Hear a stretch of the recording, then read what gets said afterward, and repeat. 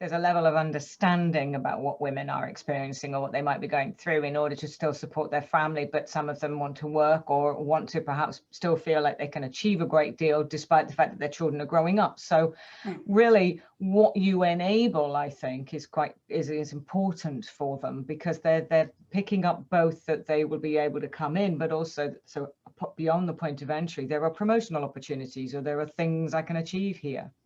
Right. And I think for me, like, so I'm a mom and I have two children, and I've had my two children at Tempdev as the CEO of Tempdev. My children are 5 and 10.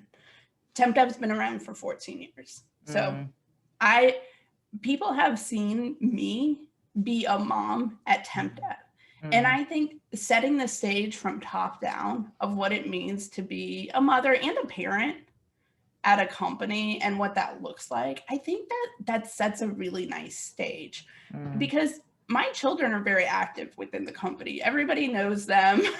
They appear in calls that, my son loves to come home at 3 o'clock, and anybody who has a meeting with me at 3 o'clock knows Zach.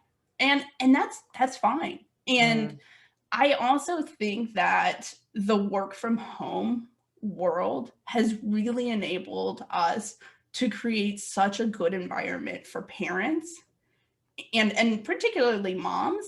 But I was reading on LinkedIn, a person I've worked with in the past, and it was actually a father, and he was talking about how much work from home meant for him as a parent too, because you don't miss out on these really important moments with your children that I think otherwise, you do miss out on. I think about if I had to go into the office, it'd be dropping my kids off at school. It'd be putting them in aftercare. It'd be not seeing them. It'd be putting them in camps. And maybe I'd see them from maybe 6, depending on traffic, to 8 when they go to bed. And I get 2 hours with them every day. And that's about it.